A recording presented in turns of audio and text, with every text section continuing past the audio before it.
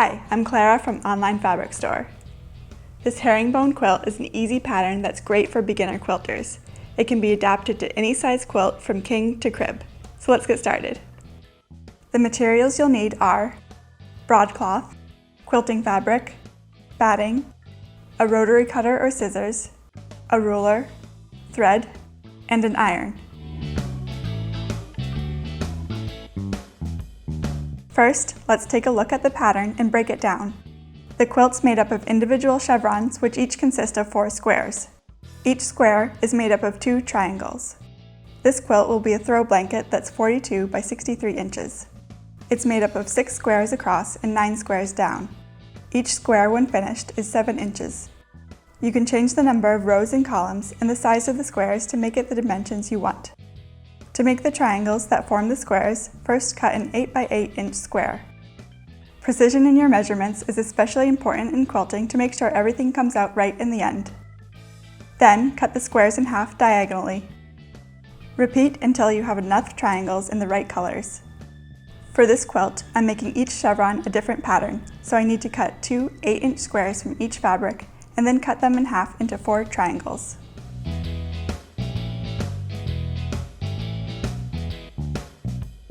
I also need 27 8-inch squares of the gray fabric for a total of 54 gray triangles.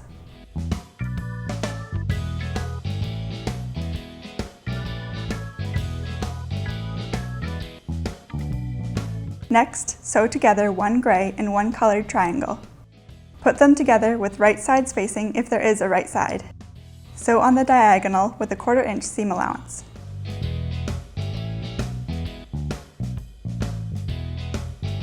Then iron the seam open and clip off the extra fabric at the corners.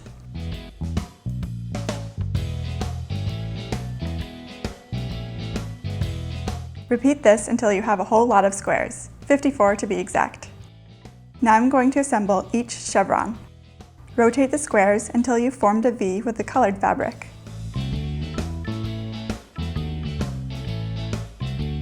Take 2 of the squares and fold one on top of the other with right sides facing. Make sure the corners are lined up evenly and sew along the edge, again with a 1/4 inch seam allowance. All seam allowances for this quilt will be a 1/4 inch. Iron the seam open.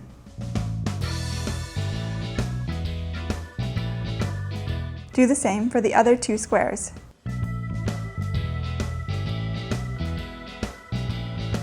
Then, sew the top and bottom of the chevron together. Lay out the pieces to make sure you're sewing the correct seam. Make sure the middle seams are lining up to get nice clean points on the chevron. Sew the pieces together. Iron the seams open. Once you have all the chevrons complete, sew together the columns. Lay out the pieces and pin. The most important part is to make sure the middle seams line up, so pin that first and then the corners.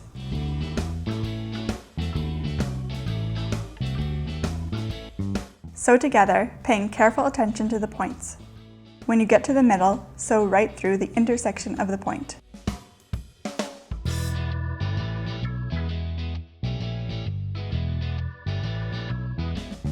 Again, iron the seams open. When the columns are finished, pin them together at the intersection of the seams, matching up the tips of the points.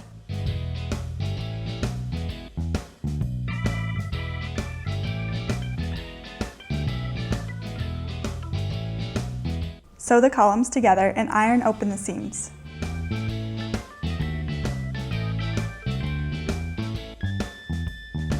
When ironing, it works best to pick up and place down the iron instead of dragging it over the fabric.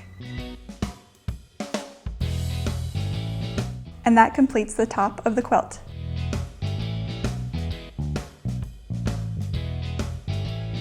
Lay out the backing on a good-sized table or on the floor. If it has a right side, it should be facing down. Then, lay the batting on top of it and smooth it out.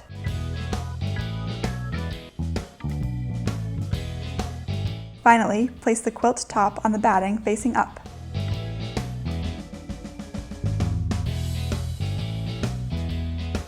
Pin the layers together with a pin on each triangle. Make sure everything's smooth without any folds or puckers.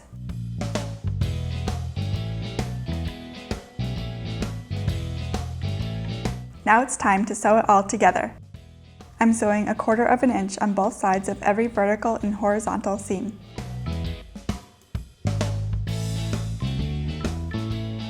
Then, on every diagonal seam, I'm going to stitch in the ditch, which means sewing right on top of the seam.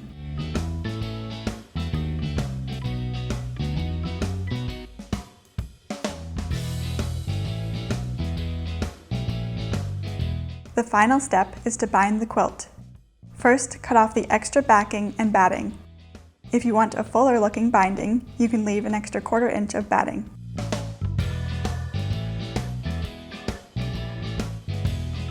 Cut 2.5 inch strips of your binding fabric. I'm using scraps of my dyed fabric to add some more color. Make sure you have plenty to wrap around the perimeter of the quilt. Next, I'm going to sew them together. For a smooth transition without creating a lot of bulk at the seams, sew them together diagonally. Line up the ends like a plus sign. If your fabric has a right side, they should be facing. Sew a straight line from corner to corner. When opened up, it should form a continuous piece. You can pin it and draw a line to guide you when sewing, or you can eyeball it. Repeat to sew the rest of the pieces together. Cut off the extra fabric and iron open the seams. Clip off the extra fabric at the corners. Then, iron the strip in half with the right side on the outside. If you're going to be finishing the binding with a sewing machine instead of by hand, place the binding on the back of the quilt so the raw edges are lined up. Start in the middle of one of the sides and leave about 1 foot of extra binding. If you're binding by hand, you would machine sew the binding to the front. Sew with a 1/4 inch seam allowance until you get 1/4 inch away from the corner.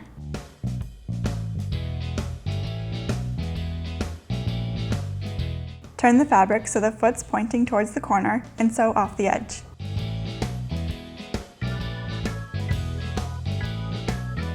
Fold the binding up and then down so the top of the fold is even with the side you just sewed and the raw edge is lined up with the side you're about to sew. This will create a mitered corner. Turn the fabric and continue sewing starting from the edge. Repeat for the rest of the corners and stop when you get about 1 foot away from where you started. Then overlap the two ends however wide your binding is and cut. So I'm overlapping 2.5 inches.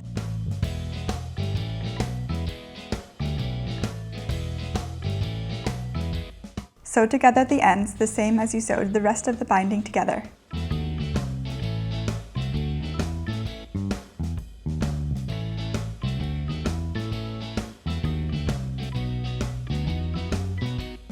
Check it to make sure it will lie flat and cut off the extra fabric.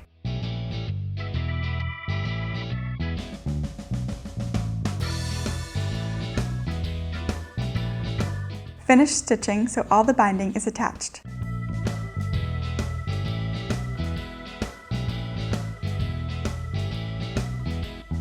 Next, fold the binding over to the front of the quilt. Starting in the middle of one of the sides, backstitch and sew 1/8 inch or less from the edge of the binding. When you get to a corner, fold the fabric with a 45-degree angle.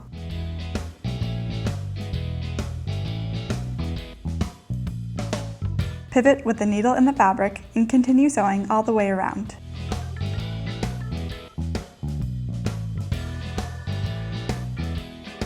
When you come back around to the beginning, backstitch and the quilt is done. This simple pattern can work for many styles and ages depending on the combination of colors and fabrics you pick. You can also easily shift the pattern to make it a zigzag chevron if you prefer. Thanks for watching this OFS project.